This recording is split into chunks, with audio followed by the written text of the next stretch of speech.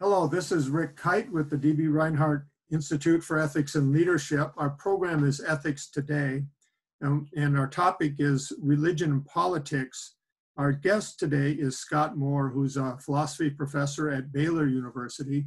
And I had asked Scott to come and talk to us about what is going on in our society today, especially given the response of different kinds of churches, and I think especially the evangelical church, to the different stay-at-home orders from governors, and just try to negotiate this issue of what's going on in the intersection of religion and politics. So, Scott, thank you so much for joining us.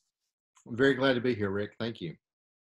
So, I think it's fair to say evangelical Christians have been the most outspoken in their resistance to some of the stay-at-home orders by governors. And it's not every church, of course, but especially some churches. What's at the root of this? For those of us who are not of the evangelical fold, what is going on there?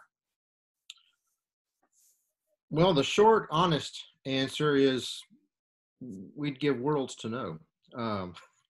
It's a complicated question, Rick, in lots of ways. The first part of my answer may seem a little bit contradictory.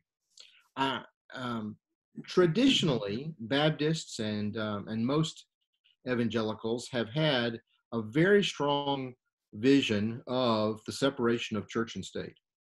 And historically, Baptists emerged out of the English separatists and various Puritan movements that were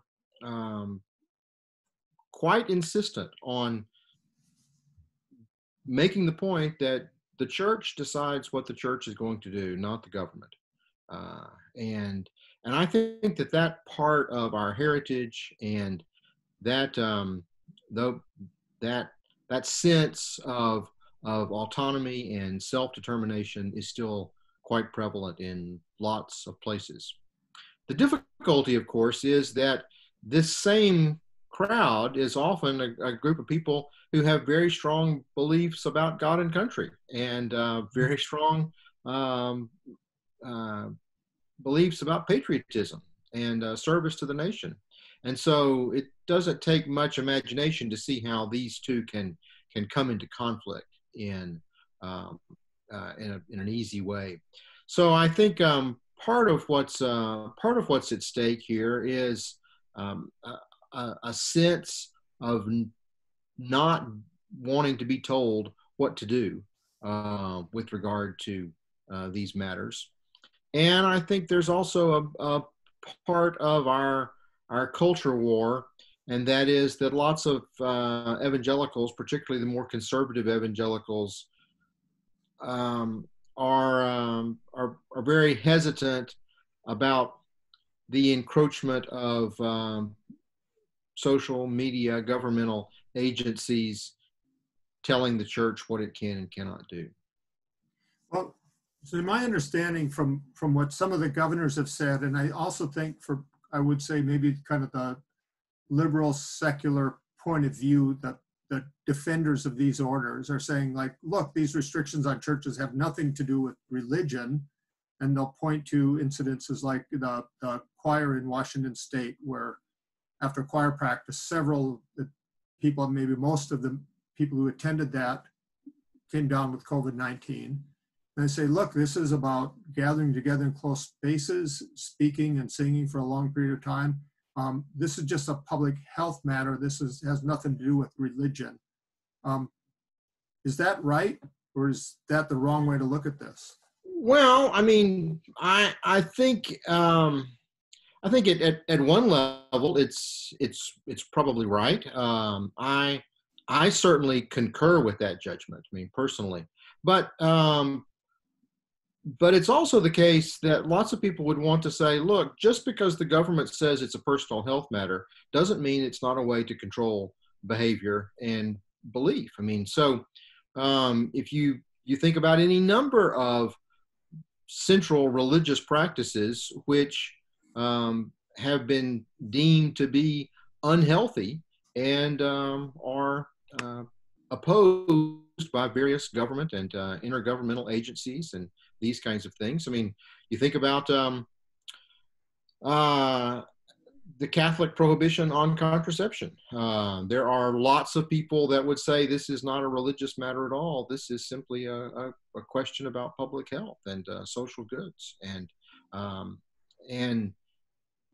that's a deeply held theological belief that's part of a comprehensive theology of the body for Roman Catholics, and you can't separate those kinds of things out on those matters.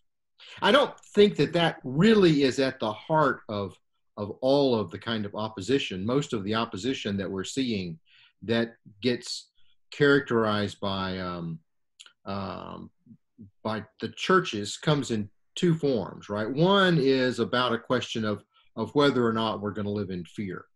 And I think that continuing to gather on the Lord's Day, to go to church is, and to put one's hope and trust in God is a sign of faithfulness and courage for lots of people. And so to say that we're not going to go to church, then we're not going to gather is to be controlled by fear. I mean, I have heard various people say, look, if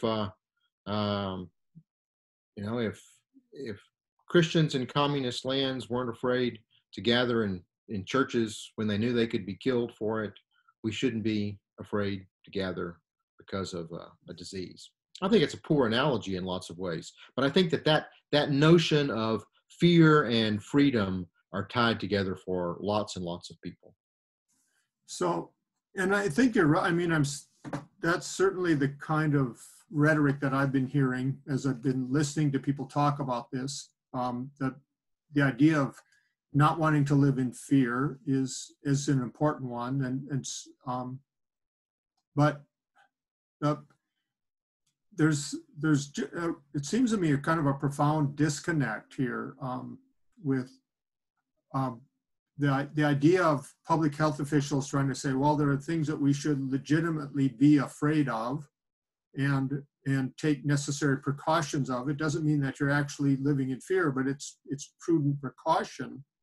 And churches are not immune to that. And yet there are some surveys that have been done that show that there's a higher percentage of Christians, and especially evangelical Christians, who think God will protect them from the virus. And is that part of this reaction to not wanting to live in fear, is thinking that there's immunity given by faith? Yeah, I don't doubt that there are many people that think that way, and I would want to include myself in that category. The proviso, of course, is that God will protect me from disease. That doesn't mean that I won't get the disease.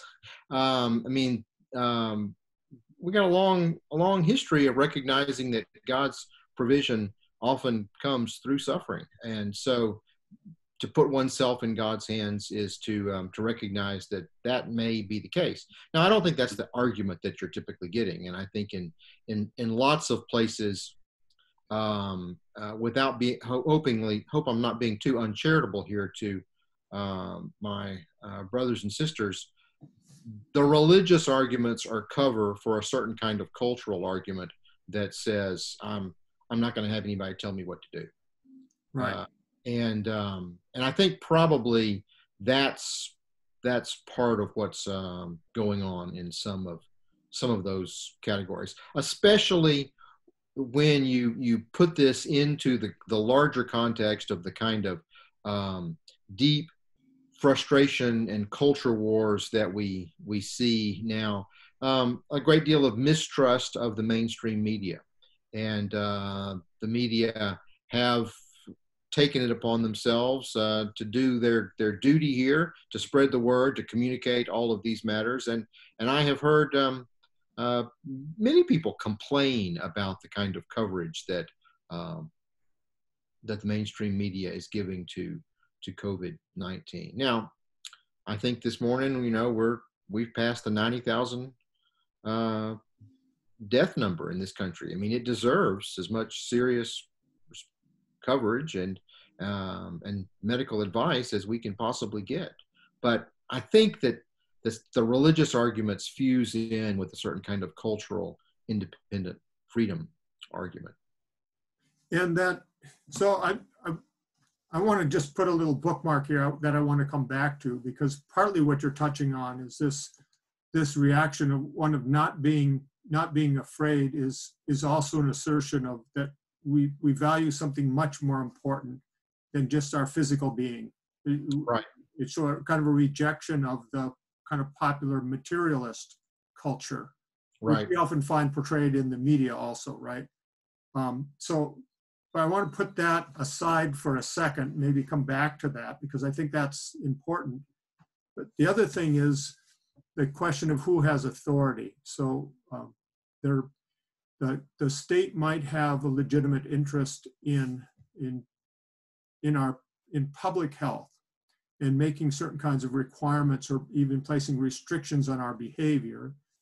But the church is one place where we've kind of carved out a region. We said like the authority of the state stops at certain places. One of those places it stops is at the church, right? Right. So who has authority? Does the state at certain times has like the authority to just say, well, in ordinary times, we cannot make decisions for you, how you will practice your religion, how you will worship. But in these extraordinary times where we're trying to stop community spread of a virus, we can tell you, you cannot gather.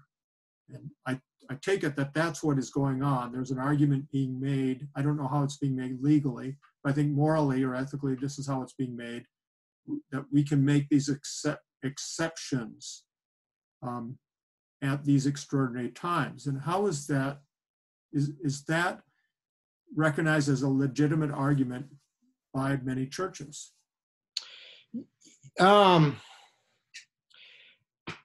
Rick, I think it's going to depend on the places, the people, and the traditions that are involved there. If the local city officials, mayors, representatives, even governors are people that parishioners have confidence in and have a relationship with, I think being able to accept those kinds of notions, this is an extraordinary time and we need to take extraordinary precautions in this moment. I think those are received quite well and quite enthusiastically. But if there's antagonism and if there's already a fear that the governmental authorities don't understand my community, or that our tradition, our neighborhoods are not being cared for, then all of this simply adds fuel to the fire of a kind of antagonistic relationship that's going to be there. And I think that crosses all kinds of party lines, Democratic, Republican, all the way down. The mayor of my city is a very fine man. He's an active member of a local church, a friend of mine. I have full confidence in his ability to make good judgments, and when times get better, and he says, things are better, I'm fully willing and able to accept his good judgment on those matters. I think that in most cases, though, certainly as we think about this and as we generalize, most Christians, most evangelical Christians probably want to take advice rather than orders. And as long as we are told that this is the best thing that you should be doing, that we recommend, people are far more inclined to follow it than if they are told that groups of more than 10 cannot meet, that you cannot do these things. Now, some of that is probably that free church tradition in my part of the country. Some of that is sort of, Texas arrogance. Nobody's going to tell us what to do and what we can do and what we can't do, um, and it works itself out in lots of different ways. So I think we can. The other point that I would make here is that notion of ordinary time and extraordinary time is always very dangerous, right? Because who decides when we've moved from ordinary time into extraordinary time, and who decides when the extraordinary time is over, and what would be involved in this? And so all of those are contested decisions and contested categories that people are going to be involved with. In our region, we have had mercifully very, very few deaths. I think our county here, McLennan County, has had less than 100 cases and maybe four or five deaths. I live out in the country from outside of Waco, and we're very close to the next county line. And that county has only had 6 cases in this whole time. Now, it's a rural county, and it's separated in lots of ways. But you can imagine the frustration by school officials and work officials in various ways when the county is on lockdown from the state and they have virtually no evidence of the disease that is in their area. So that's part of the frustration that I think some of these folks experience. Yeah, and it's interesting that I was just in a meeting this morning with a couple members of our county public health department. So, and this is frustration they have. Public health, you tend not to notice it when things are going well. And then when precautions are put in place and they're actually successful, people say, well, they weren't necessary. And I mean, this is maybe one of the things we're seeing going on in places, I think, in our county, where we've had relatively few cases compared to the rest of the state. People start to question, is the whole response overblown? Is the sacrifice worth the cost? And you and I are philosophers. You and I, we know that there's an epistemological conundrum here, right? I mean, if you act and nothing happens, was it your action that kept nothing from happening, or was the action not necessary because there was nothing there? I mean, there's going to be a lack of evidence to prove, the efficacy of the action there, both now and in the future when we look back on this. And there'll be very different narratives that people will tell as they talk about how we responded to this. Now, I have a son who lives in New York City, and we want them to take every precaution that they possibly can take because of the dangers that they are having here. And I have an elderly mother and young grandchildren in the area, and so we're taking every precaution that we can take simply out of protecting both the elderly and the very young. It's often said, though, people at the middle take care of the people at the edges.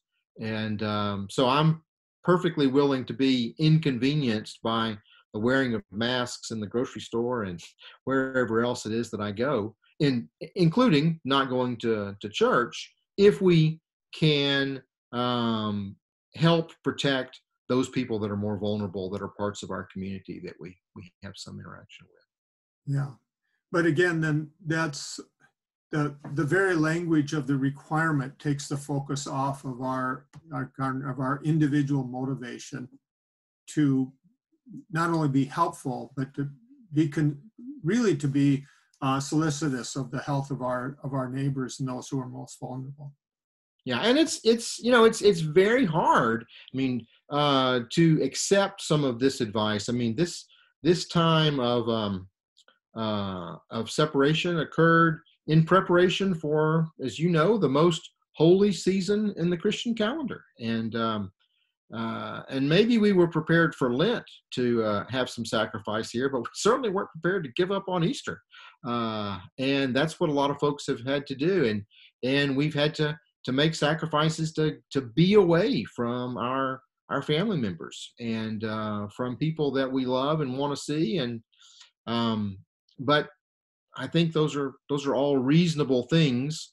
Certainly here in the short run here, steps to make. The difficulty is going to be, when do we know and when are we confident in the people who decide when it is and when not acceptable to go back with Right. regard to those things. Yeah, yeah. Well, a few minutes ago, you had mentioned the culture wars, and that some of these, both kind of acceptance of, I guess, experts' opinions or advice, and then the reaction to it, and even something like mask wearing, whether one wears a mask or not, can be kind of a symbolic expression of where one stands in the culture wars. And for those of the people that might be watching or listening to this who are not really up on what the culture wars are, could you just explain a little bit what you mean when you talk about the culture wars? What are they, and what are the main markers of them right now? How long is this show? Well, yeah. The culture wars is a phrase that I think has probably emerges as a term in the 90s, but typically it is pushed back starting with the 60s, I guess. So maybe we've got more than half a century of conflict. In the briefest way of identifying what we're talking about here, it's the sense between the more traditional aspects of our society and the more progressive aspects of our society, and the ways in which one organizes one's life and one thinks about these kinds of matters. So the part of the problem that we have of an inability to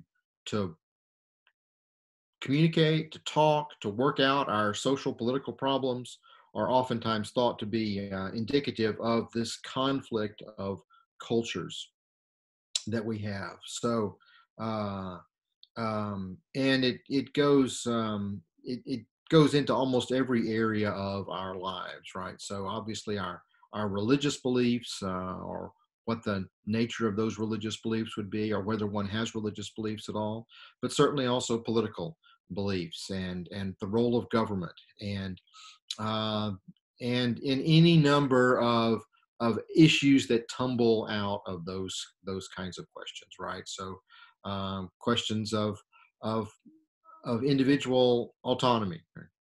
Guns, abortion, school prayer. I mean, all of these things can be markers in a culture war clash in which people are asking, where does my freedom to exercise my faith and my belief bump up against others who would want to suggest that this is not appropriate. And it doesn't simply, it's not the case that one side is wanting to put limits on things and another side is wanting to open things up. The lines are blurry all the way around, right? So in certain moments, progressive portions of our society want certain things to be open and certain things to be closed. And more traditional elements want certain things to be open and certain things to be closed. So it's not that one side is for tapping things down and one side is for opening things up. They and a lot of it doesn't make sense, right? I mean, a lot of it, when you begin to delve into it, you realize that there are deep incoherences here. If and the most obvious issue here, of course, is abortion. I mean, the abortion represents a kind of great switcheroo in our culture on what you would expect things to be the case. It's typically the Republicans whose view is the government should stay out of my affairs and allow me to make whatever decisions I want to make. If we were being consistent, the Republicans ought to be the ones in favor of abortion on demand. And the Democrats have traditionally held the view that government has the responsibility to protect what can't protect itself. and you would think, I mean, if if Democrats are going to protect the spotted owl, they would be protecting the fetus as well. But this issue is more complicated, and but it does represent a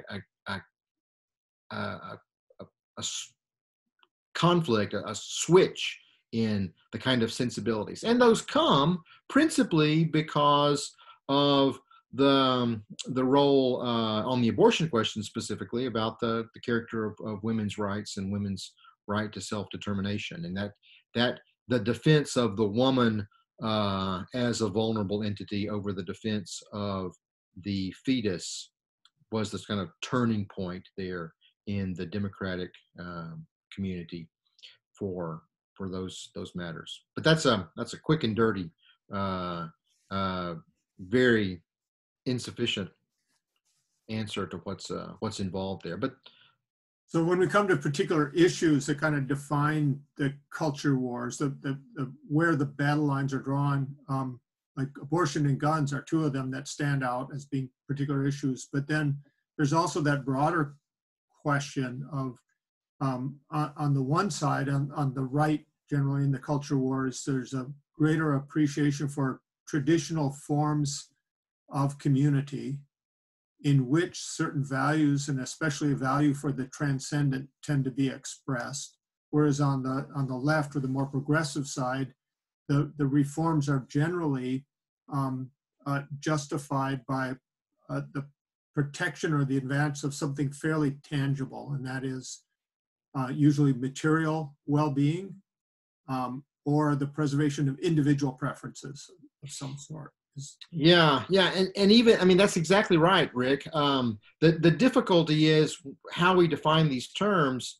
We could switch that around, right? I mean, because there is something that's powerfully transcendent about a certain notion of self-determination and individual liberty. Now, are we talking about the traditionalists or the progressives there? And I'm trying not to use the word liberal and conservative, because I think those words are they get us in all kinds of troubles here. But both sides value and believe that they are protecting something that is transcendent, that transcends our mere capacity. And both sides are, in fact, oftentimes very defensive of what they take to be the materiality of the human condition and the material goods of what our lives should be. So it's very, and both sides have strong religious components, and both sides have components that have had little or no, or maybe a utilitarian use for religious belief. So it's very difficult to generalize in this way when we think about the communities. Now, if you're on one side or the other, then it's not hard to generalize at all, because it's a them problem, and they don't believe this, they don't believe that, they don't do whatever. They want to take this away from me. They are intolerant about this or that or whatever it might be. So one final question. I mean, I'm raising questions that are pretty big that we could spend much more time on any of these, and I'm asking you to give pretty concise answers. But just watching the debate of what's going on in this conflict between religion and politics, it makes me question once again the notion of where the Christian worldview comes from, because I think within Christianity, lots of times we say it's informed mainly by our theology, and in some branches of Christianity, I would say, well, it comes directly from the Bible or from personal experience with God. But it seems what's happening is more and more like that religious identity is shaping up to be mostly influenced by these traditional notions of group psychology. And that, I guess that leaves me in somewhat of a despair. I kind of wonder, like, what's happening to my church when we don't seem to engage in real robust, like, theological discussions when it comes up to issues of, like, when should we reopen and how should we be conducting ourselves in times like this. Yeah. I hear you, brother. I mean, it is, it's a real problem. There's some consolation in the fact that it's not a new problem. And that, you go back and you look at the kind of conflicts that the church has engaged in throughout the whole of its history. And there were people who were wanting to say, this is a theological problem that's got to be solved, and others saying, no, this is just a political problem that has got to be solved. I teach in our Great Text program, which means I regularly teach Dante's Divine Comedy. Here you've got, this is the great Christian poem of history of the Christian Church, and it's a very political poem because, I mean, Dante was a statesman and he was exiled from Florence. And part of the tensions are between these two political parties, the Guelphs and the Ghibellines. And one is supporting in some way the Pope, and one is supporting in some way the Holy Roman Emperor. And you've got the theological divide that's right there. And this is at the beginning of the 14th century, 1300s. And the story moves on, right? I mean, the whole question of the Reformation and the ways in which various countries and their monarchs took on these roles, and how, a fair number of these ecclesiastical hierarchies are overthrown. Is it a question of theology or is it a question of politics? They are absolutely inescapable, and the goal here, it seems to me, for those of us who are Christians, is first of all to be humble and to be attentive to what's happening, to read Scripture, carefully in community, to have these kinds of conversations, to be able to have frank conversations with people that we might disagree with on a host of other issues, and try as much as possible to identify where the authorities are. I mean, is the authority for us what this text says? Is the authority really how I feel about the text, or what I think might be the case? Is the authority what my bishop or what the church hierarchy or the ecumenical councils may have taught on these matters?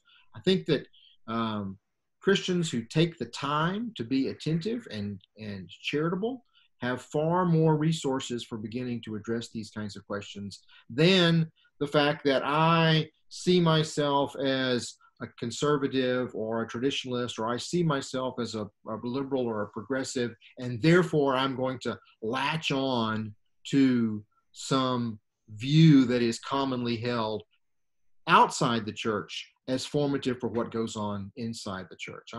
I have for lots of years said that I am pro-life, but I think that means I have to be consistently pro-life, which means I am in fact opposed to abortion on demand. I'm also opposed to capital punishment. I am for a kind of vigorous way of understanding how we can make immigration safe and careful. I am for universal health care. All of these are parts of a comprehensive life ethic. But having said all of that, I just zigzag back and forth across the Republican and Democratic lines here because they don't fit in with the stereotypes that our political parties have. And I think that when, and here I've gone to preaching, I apologize, that when as Christians we say that my identity as a Christian is what's most important, then I'm going to have to hold my identities or pledge my allegiance to these various political parties lightly. and there will be times when I'm not able to support the party platform on this point or that point, because it seems principally to be serving an interest of the political party's good, as opposed to that comprehensive vision for what we as Christians hold. And it's always complicated, and it will always be different given the political and social realities that we have. But our goal is to be faithful, and by being faithful, we have to be humble and listen, pay attention, and learn from others. Well, thank you, Scott. I mean, I think that's, for me, that's so useful. It's, and as we try to figure out what our identities are within a broader culture, and there is this kind of incoherence, I think a real deep incoherence in liberal and conservative views, such that it's really hard to understand what they are if we try to give them any simple definition.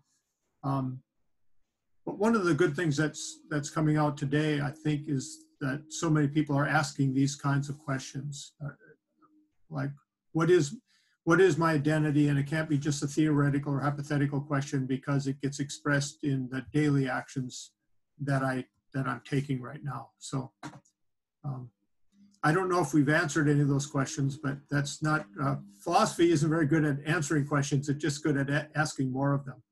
Well, and getting the conversation going, and getting people to take the time to think about these things, and to talk with people, and to attend to them. Okay. Well, thank you so much, Scott, and I hope that you and your family are well. And you too, Rick. And I just want to commend the good work that you do, and your center has done, the marvelous conferences that you all have sponsored for so many years, and really, it's an extraordinary service to lots of people in lots of different communities. So thank you so much. Well, I hope to get you back up here in the near future. Let's quit the travel ban and start traveling again. That'd be good. All right. Take care. All right. Blessings.